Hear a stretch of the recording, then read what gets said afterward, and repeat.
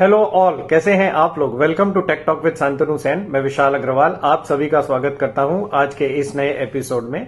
तो चलिए शुरू करते हैं इसी नोट पर बीते हफ्तों की बातों का, जो 2 से 6 दिसंबर तक का था। दिसंबर सीरीज की शुरुआत काफी अच्छी रही है और इसी सीरीज में निफ्टी ने करीब 650 अंकों की रिकवरी भी दी है। हमारे आरबीआई गवर्नर शक्तिकांता दास जी ने बहुत ही एक संतुलित पॉलिसी दी है शुक्रवार को। उनके पास जितना फ्रेमवर्क था उसी के अंदर उन्होंने काफी कोशिश की है भारतीय इकोनॉमी को रिवाइव करने की। हमारे 2 हफ्तों के पहले जो वीडियो आए थे उसमें हमने बताया था कि सरकार के पास 2 बड़े शस्त्र होंगे जिससे कि वो इकोनॉमी में पैसा डाल सकते हैं। उसमें से एक आरबीआई पॉलिसी और दूसरा बजट होगा। आरबीआई पॉलिसी में इस बार के आरबीआई पॉलिसी में सीआरआर यानी कैश रिजर्व रेशियो में कटौती की गई है, जिससे कि करीब 1,20,000 करोड़ हमारी अर्थव्यवस्था में बढ़ जाएगी नकदी। बेसिकली ये वो पैसा होता है जो आरबीआई अपने पास रिजर्व रखती है, जिससे वो इकोनॉमी में नकदी के फ्लो को कंट्रोल कर सकती है। आरबीआई गवर्नर ने ब्याज के दरों के बारे में ब्याज दरों की कटौती के बारे में कोई भी इंडिकेशन नहीं दिया है। प्लस उन्होंने हमारी जीडीपी के फोरकास्ट को साल 2025 के लिए और साल 2026 के लिए भी घटा दिया है। गत वर्ष हम 7.2% की जीडीपी ग्रोथ के साथ हम बढ़ रहे थे। इस वर्ष के लिए हमने इसे आरबीआई ने इसे घटाकर 6.6% कर दिया है, जिसको पाने के लिए भी सरकार को बहुत ज्यादा प्रयत्न करने पड़ेंगे। अब सिर्फ आखिरी जनवरी से मार्च 2025 के क्वार्टर में यदि अगर रेट कट आता भी है तो इसका कोई खास फर्क जीडीपी में उसी क्वार्टर में शायद नहीं देखने को मिलेगा। वर्ष 2024-25 के लिए आरबीआई ने महंगाई दर को भी 4.5% से बढ़ाकर 4.8% कर दिया है। यानी लोअर जीडीपी और हायर इन्फ्लेशन का ट्रैजेक्टरी अभी कुछ आने वाले समय में हमें देखने मिल सकता है। बाजार में पहले से ही सीआरआर रेट कट डिस्काउंटेड था। 0.25% की कटौती की उम्मीद थी, आरबीआई ने 0.5% की कटौती दे दी है। शुक्रवार से बजट के लिए भी फाइनेंस मिनिस्टर ने मीटिंग्स करना शुरू कर दिया है। अभी सबसे पहले वो इंडस्ट्री फेडरेशन से मुलाकात करेंगे और उनकी डिमांड की लिस्ट लेंगे। लेकिन जब अर्थव्यवस्था धीमी होती है तब सरकार के पास टैक्स कलेक्शन भी कम आते हैं। ऐसे में उनके पास रेवेन्यू और एक्सपेंडिचर दोनों को बढ़ाने का बैलेंस करने में काफी मुश्किल होने वाली है। ये तो हुए आज तक के हालात। गत सप्ताह में इसी समय में जीडीपी के आंकड़े रिलीज हुए थे, जिसमें इकोनॉमी में स्लो डाउन बता रहा था, जिसकी वजह से हमारे मार्केट्स ऑलरेडी 10% तक इंडेक्स पर करेक्शन देख चुके हैं।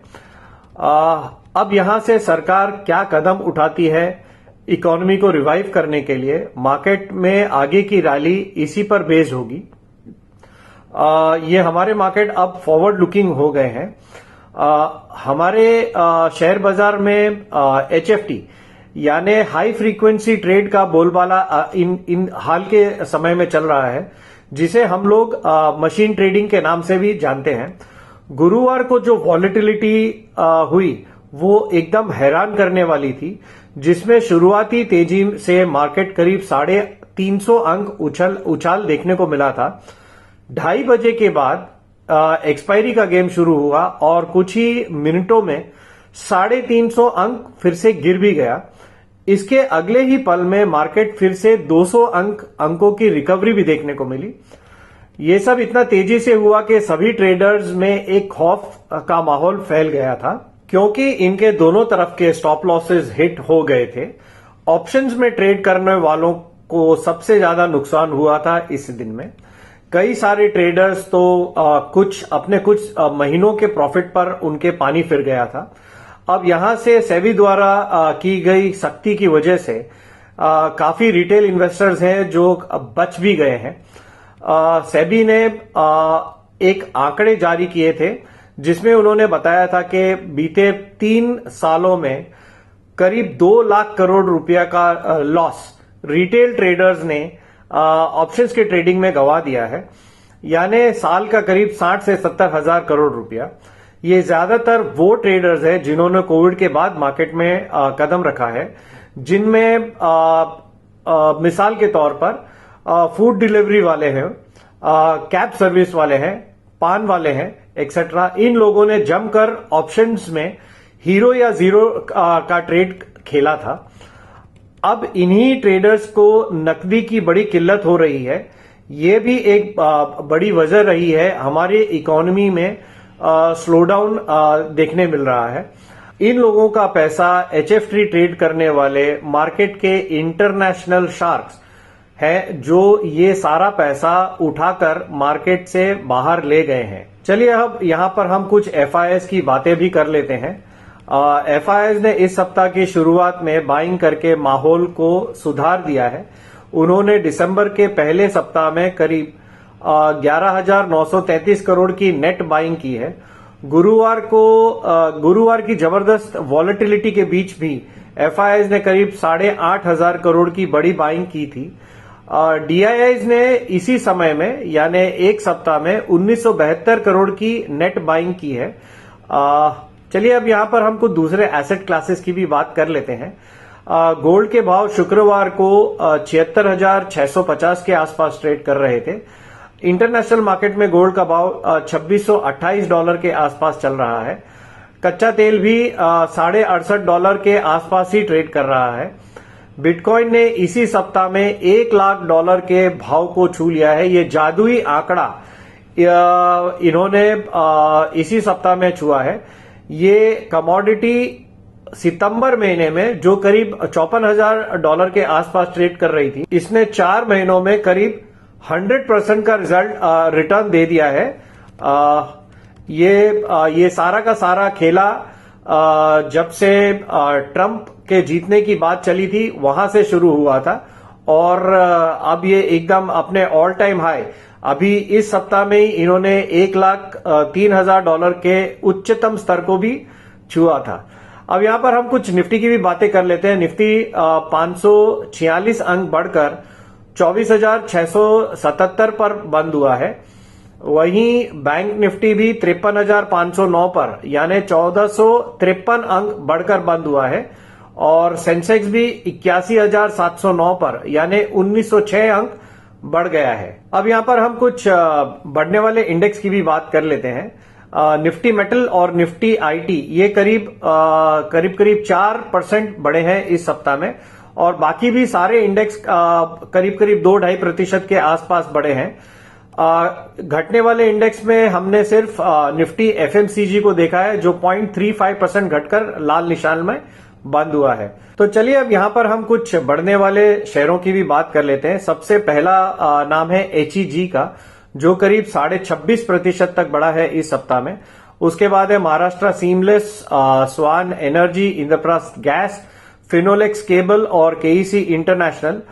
BSE और CDSL भी बढ़े हैं। ये सारे के सारे शेयर करीब 14 से 18% तक बढ़े हैं इसी एक सप्ताह में। अब यहां पर हम कुछ घटने वाले शेयरों की भी बात कर लेते हैं जिसमें सबसे पहला नाम है एजिस लॉजिस्टिक्स का जो करीब 10.5% तक घटा है। इसके बाद है Adani total gas, Adani green, Indegene और इजी ट्रिप प्लानर और चोला फाइनेंशियल। ये सारे के सारे शेयर करीब 7 से 9% तक घटे हैं इस सप्ताह में। अब हम यहां पर कुछ अगले हफ्ते की भी बातें कर लेते हैं जो 9 से 13 दिसंबर तक का है। RBI पॉलिसी के बाद अब मार्केट एक रेंज में ट्रेड कर रहा था। शायद शुक्रवार की वॉलेटिलिटी गुरुवार को ही मार्केट में हो गई थी, इसी वजह से ये वही रेंज में था। RBI पॉलिसी के बाद मार्केट गिरा नहीं, वही गनीमत है। एक रेंज में फंसा हुआ था, लेकिन अगर वो पॉजिटिव बायस के साथ भी अगर ट्रेड करता है तो भी ठीक है। निफ्टी अभी 6 हफ्तों के हाई पर ट्रेड कर रहा है और पिछले 2 हफ्तों से निफ्टी अपने ऊपर की चाल चल रहा है। बाजार ने अभी इस हफ्ते में दो अहम लेवल पार की है और उसके ऊपर में वीकली क्लोजिंग भी दी है, तो ये पॉजिटिव माना जाएगा। 24,350 का एक जो लेवल था, निफ्टी काफी समय से इसके ऊपर ट्रेड करने की कोशिश कर रहा था, लेकिन हर बार 24,350, 24,357 के लेवल से इसमें एक सेलिंग देखने को मिल रही थी। और इसके बाद दूसरा जो लेवल था वो 24,500 का था, जिसके जो एक काफी बड़ा एक सपोर्ट के तौर पे काम कर रहा था गिरते हुए मार्केट में, और इसके बाद मार्केट धड़ाधड़ गिरने लग गया था। तो 24,350 और 24,500 का जो लेवल है वो मार्केट ने इस बार पार भी कर लिया है और इसके ऊपर में ट्रेड भी कर रहे हैं। अभी के लिए ये मार्केट के लिए ये एक सपोर्ट का काम करेंगे। 24,500, 24,550 के नीचे अगर नहीं जाते हैं तो बुल्स अपनी ताकत बना के रख सकते हैं इस मार्केट में। अभी निफ्टी 6 सत्रों में 763 अंकों की बढ़त दिखा चुका है और 21 नवंबर के निचले स्तर यानी 23,263, 23,263 से निफ्टी में 1414 यानी 1414 अंकों का उछाल भी देखने को मिला है। 27 सितंबर को ऑल टाइम हाई लेवल यानी 26,277, 26,277 से गिरकर 21 नवंबर को 23,263 को छू लिया था। अब इसका 50% रिट्रेसमेंट, 50% रिट्रेसमेंट का लेवल है 24,770। मार्केट को अब मार्केट अभी इस लेवल के आसपास ट्रेड कर रहा है, तो यही लेवल के आसपास एक रेजिस्टेंस भी मिल सकता है और हो सकता है कि मार्केट इन्हीं लेवलों के आसपास कंसोलिडेट भी कर जाए। अब इस लेवल के ऊपर अगर निकलते हैं और ट्रेड करते हैं तो नेक्स्ट टारगेट बाजार के लिए 25,150 का हो सकता है, जिसके लिए मार्केट को आराम से अभी 24,770 के ऊपर में ट्रेड करने की जरूरत है। अब मार्केट ने ऑलरेडी एक बड़ी चाल दे दी है और इसके बाद अब एक रेंज बाउंड ट्रेडिंग करे तो बेहतर है। अगर वो भी पॉजिटिव बायस के साथ करते हैं तो ये मार्केट के लिए बेहतर ही होगा। अब आगे क्या होगा? 9 दिसंबर सोमवार को जापान के Q3 जीडीपी के आंकड़े आने वाले हैं। वहीं चाइना के भी नवंबर के सीपीआई आंकड़े भी इसी दिन आएंगे। 11 दिसंबर यानी बुधवार को अमेरिका के नवंबर के सीपीआई के आंकड़े रिलीज होंगे। ये बहुत इंपॉर्टेंट होने वाले हैं क्योंकि इसके बाद वाले हफ्ता में अमेरिका फेड की पॉलिसी यानी 17 से 18 दिसंबर में ब्याज दरों पर फैसला आने वाला है। ये इवेंट बाजार की दिशा तय कर सकते हैं। ये एक बड़ा ट्रिगर हो सकता है मार्केट के लिए। 12 नवंबर को गुरुवार को भारत के भी सीपीआई और आईआईपी के आंकड़े आने वाले हैं। बाजार इन सब इवेंट्स का खास ध्यान रखने वाला है। इनके पोस्टमार्टम होने वाले हैं, लेकिन अभी के लिए बाजार में तेजी पर एक छोटा सा ब्रेक लगा है और बाजार एक रेंज में ही ट्रेड कर रहा है। इसमें काउंटर स्पेसिफिक और स्टॉक स्पेसिफिक तगड़े मूव्स देखने को मिल सकते हैं। ऐसे में हर गिरावट पर सपोर्ट जोन्स के पास बाइंग भी देखने को मिल सकती है। दादा, ये अब हमारी तरफ से फंडामेंटल और डेटा एनालिसिस था। अब आप बताइए कि टेक्निकली आपको मार्केट क्या लग रहा है। ओवर टू यू दादा। 9/12/2024 से लेके 13/12/2024 के बीच में बातचीत करेंगे। मेरा बाईं तरफ है आज बैंक निफ्टी का वीकली, बीच में है बैंक निफ्टी डेली, उसके बाद निफ्टी डेली एंड लास्ट में फाइनली है निफ्टी वीकली। चारों चार्ट एक साथ लेके मैं विश्लेषण करने का कोशिश कर रहा हूँ। बैंक निफ्टी का वीकली क्लोजिंग जिस हिसाब से 9 एक्सपोनेंशियल के ऊपर में आया है, ये तो एक पॉजिटिव संकेत है। लास्ट वीक में भी ये पॉजिटिव संकेत हम लोग को मिला था। उसके बाद एक फॉलो अप बाइंग जो कि काफ़ी वोलेटिलिटी के बाद अब सामने में जो चीज़ दिख रहा है वो है बैंक का 52 वीक हाई का दूरी। वो दूरी किस हद तक निभाएगा और कब तक निभाएगा, यही देखना है बैंक निफ्टी का अंदर, क्योंकि जिस हिसाब से पॉजिटिविटी दिखाकर बैंक निफ्टी बंद किया है। स्पॉट में बैंक निफ्टी का हाईएस्ट पॉइंट अभी तक जो रहा है वो है 54,467। वहाँ से 700-800 पॉइंट का दूरी है। अब ये 700-800 पॉइंट किस हद तक कितना दिन लगाएगा वो देखना पड़ेगा। क्लोजिंग के हिसाब से this is the third highest closing in the weekly term. As per the bank Nifty is concern, मेरे हिसाब से ये एक पॉजिटिव संकेत है। अब पॉजिटिविटी दिखाने के लिए जो जो चीज़ अब और चाहिए उसमें से एमएसीडी वीकली का स्लोप चेंजेस हुआ है, daily sorry weekly stochastics as well as RSI momentum carry का इंगित तो दे रहा है। अब किस हद तक वोलेटिलिटी ऊपर की तरफ ले जाएगा वही देखना चाहिए next week onward. Daily bank Nifty में हालांकि थोड़ा सा वीकनेस है। मैं वीकनेस इसीलिए बोल रहा हूं क्योंकि मोमेंटम एक बार रुकने का संकेत तो मिला है, बट ये मोमेंटम किस तरफ जाएगा इसके लिए हम लोग को वेट करना पड़ेगा। 53,900 के ऊपर जा रहा है या 52,850 टूट के ट्रेड हो रहा है। जिस तरफ ट्रेड होगा उसी तरफ बैंक निफ्टी का दिशा तय हो सकता है। बट ये जो जोन है ये जोन बहुत आसानी से क्रॉस होगा ये अभी तक तो लग नहीं रहा है, बट हाँ पॉजिटिव वाइब है। फिर से एक दोबारा मैं बोलना चाहता हूं कि 13 डीएमए से स्ट्रेच वैल्यूएशन है, बट 13 डीएमए का काम एक बार फिर से प्रूव हो चुका है। Consecutive 3 closing above 13 DMA, then उसके बाद उसका हाईएस्ट हाई तोड़ना मोमेंटम के लिए पॉजिटिव होता है, वाइसी वर्सा नेगेटिव भी होता है जब नीचे क्लोजिंग आता है। Nifty after a long consolidation, long downward trend as per the chart is concerned from weekly closing 4th October, this is the first time Nifty 9 exponential के ऊपर जाके बंद हुआ है, जो कि एक पॉजिटिव संकेत है। सामने में काफी सारा रेजिस्टेंस रहेगा क्योंकि ऊपर से गिर रहा है। हर एक top act as a resistance, as a natural resistance, इसमें कोई दो राय नहीं है। मोमेंटम चेंज दिख रहा है एमएसीडी का स्लोप में, काफी हद तक जिस हिसाब से गिरा है उस हिसाब से ही जैसे प्राइस एक्शन में मोमेंटम आया ये चेंजेस हुआ है। Weekly stochastics and weekly RSI bank Nifty की तरफ उतना पॉजिटिव नहीं दिखा के भी पॉजिटिव है। तो so for the weekly chart is concern Nifty quite okay. Problem जो है वो डेली चार्ट के अंदर है। डेली चार्ट में मैं फिर से बोल रहा हूं सेम थ्योरी 13 डीएमए के ऊपर कंसेक्यूटिव मेंटेन करके चलना, और डेली जहां पर कैंडल रुका है ये कैंडल को थोड़ा सा पॉज लेने का कैंडल हम लोग बोल सकते हैं, या जो स्थिति में ये अपीयर हुआ है 50% के जस्ट बिलो, तो 50% के ऊपर बाई क्लोजिंग होना चाहिए। उसके बाद जो पड़ाव हम लोग को देखना चाहिए वो है 25,200 के ऊपर क्लोजिंग आता है नहीं आता है।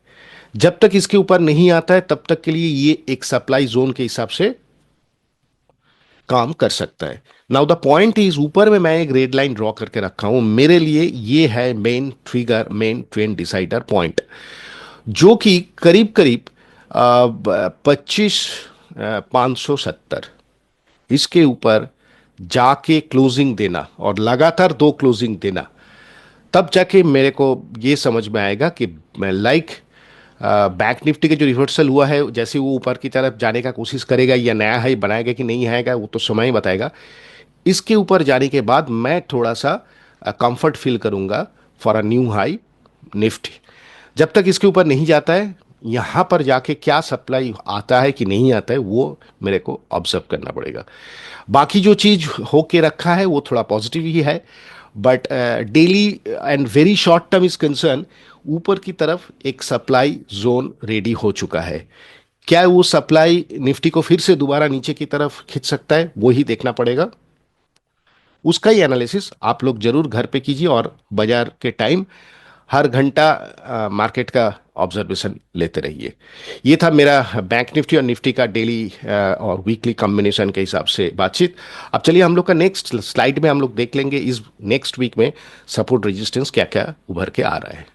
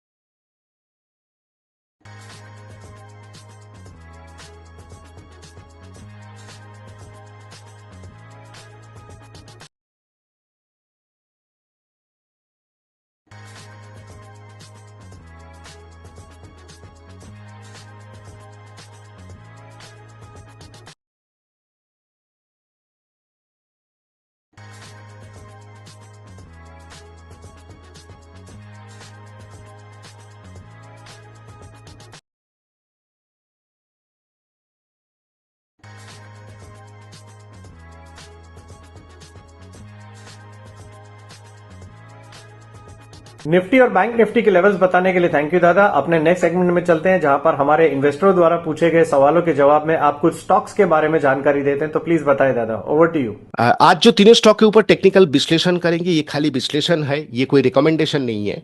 और एज ए एडुकेटिव चैनल मैं यहाँ पर कोशिश कर रहा हूँ एक ही स्ट्रेटेजी के ऊपर, एक ही सेटअप के ऊपर कैसे कैसे स्टॉक पकड़ में आता है और कैसे आप लोग को फॉलो करना चाहिए।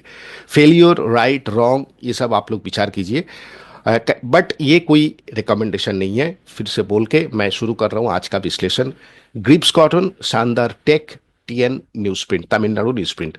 ये ग्रिप्स कॉटन का चार्ट अगर आप देखेंगे, इसमें समझ में यही आता है कि after a long consolidation, down trend, कुछ भी बोलिए, बाजार के साथ ये थोड़ा सा उठक पटक करके लास्ट कुछ हफ्ता से, मैं तो बोलूंगा लास्ट एक दो महीना से ये थोड़ा हट के ट्रेडिंग हो रहा था और प्राइस एक्शन वो दिख रहा है। अब वीकली वोलेटिलिटी के बाद ऐसे जगह में वीकली बंद हुआ है। चार्ट ऑब्जर्व किया जाए तो ये क्लोजिंग के हिसाब से अच्छा क्लोजिंग है। सामने में कुछ रेजिस्टेंस है, बट ये चार्ट काफी ऑब्जर्वेशन की जरूरत है। वीकली एमएसीडी एंड वीकली स्टोकेस्टिक्स भी वही सिग्नल दे रहा है। तो दैट्स वाई मैं ये स्टॉक को रेडार में डाल के इसका प्राइस एक्शन के ऊपर नजर रखूंगा जिस हिसाब से प्राइस क्लोजिंग हुआ है। शानदार टेक्नोलॉजी ये भी एक स्टॉक है जो अक्टूबर होने के बाद अक्टूबर और नवंबर में जिस हिसाब से बॉटम बनाया और नवंबर मिड से ये स्टॉक घूमना चालू किया। हालांकि 1326 का क्रॉस डाउन में अभी भी है, लेकिन एक ट्रेंडिंग डाउनवर्ड से उभरने का कोशिश कर रहा है। अच्छा क्लोजिंग है चार्ट के हिसाब से। और दूसरा जो supporting character like MACD, RSI and stochastics all are looking little bit good. That's why ये स्टॉक को मैं रेडर लिस्ट में डाल रहा हूँ। टेक्नोलॉजी ओरिएंटेड स्टॉक है, थोड़ा सा मिड स्मॉल कैटेगरी का स्टॉक है, वोलेटिलिटी ज़्यादा है, ये ध्यान में रखिए। बट ये जो कैंडल का विथ बना है ये थोड़ा सैडो, जिसको अपर सैडो, ये थोड़ा घबराहट की जगह है। दैट मीन्स ये जगह से बार बार सेलिंग आ रहा है। 600 से लेके 610 ये जोन उभर के आया है। क्या ये 610 के ऊपर बाई क्लोजिंग रख सकता है? रखेगा, तब जाके इसका ट्रेंड का एक प्रॉपर चेंजेस हम लोग देख सकता है। तो दैट्स वाई ये स्टॉक को मेरा रेडार लिस्ट में रखूंगा। नेक्स्ट जो है ये स्टॉक है Tamil Nadu news print. After a long down trend, after then उसके बाद 2-3 हफ्ता से जो कंसोलिडेशन, उसके बाद थोड़ा पुल बैक। इसमें मूविंग एवरेज का जो वैल्यूएशन जोन है इसमें जाके रेजिस्टेंस मिलना तय है। दैट मीन्स 200 से लेके 205। हालांकि स्टॉक का क्लोजिंग आया 188। But concern is very long term charts के अंदर ये स्टॉक वैल्यूएशन जोन में आया है और उभरने का कोशिश कर रहा है। दैट मीन्स काफी ओवरसोल्ड से ये स्टॉक घूमने का कोशिश कर रहा है। दैट्स वाई मैं इस स्टॉक के नजर रखूंगा, स्टॉक के ऊपर नजर रख डालूंगा। एमएसीडी इंडिकेटर भी नीचे से कुछ हद तक मोमेंटम चेंज के इंडिकेशन कर रहा है। काफी इंटरेस्टिंग स्टॉक है क्योंकि काफी ऊपर से गिरा है और अच्छा सपोर्ट लेवल से घूम के ऊपर ट्रेंड रिवर्सल का कोशिश कर रहा है। तो दैट्स वाई ये तीनों स्टॉक मेरा नज़र में रहेगा। आप लोग घर पे स्टडी कीजिए, ये कोई रिकमेंडेशन नहीं है। ग्रिप्स कॉटन, शानदार tech and Tamil Nadu news print, ये तीनों स्टॉक के ऊपर मैं तो नज़र रखूंगा नेक्स्ट 3 हफ्ता से लेके 3 महीना। बट आप लोग काफ़ी सारा इसके और भी एनालिसिस कीजिए, इसका फंडामेंटल स्टडी कीजिए और खास करके सेबी सर्टिफाइड फाइनेंशियल एडवाइजर से सलाह लीजिए। ये कोई बाई और सेल का रिकमेंडेशन नहीं है। तो ये था मेरे तरफ से। अब चलिए आप लोग का नेक्स्ट सेगमेंट में। स्टॉक्स की जानकारी देने के लिए थैंक यू दादा। अपने नेक्स्ट सेगमेंट में चलते हैं जहां पर आप कुछ ब्रेकआउट स्टॉक्स के बारे में बताते हैं, तो प्लीज बताएं दादा, ओवर टू यू।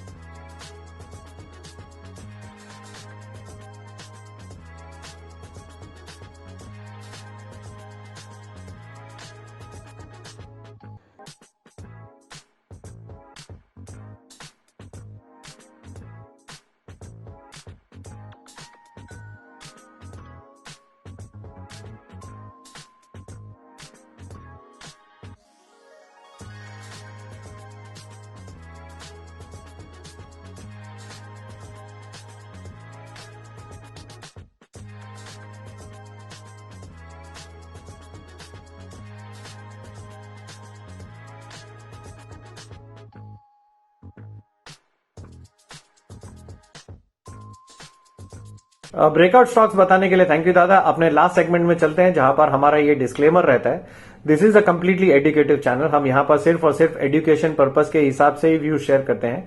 हमारी गुजारिश है कि हमारे जितने भी ट्रेडर्स हैं, इन्वेस्टर्स हैं, व्यूअर्स हैं, जो भी हमारा चैनल देखते हैं, वो अपना कोई भी ट्रेड लेने से पहले अपनी सोच समझ के साथ या किसी सेबी रजिस्टर्ड एनालिस्ट की सोच समझ के साथ ही ट्रेड करें। We will not be responsible for anything. Thank you, bye.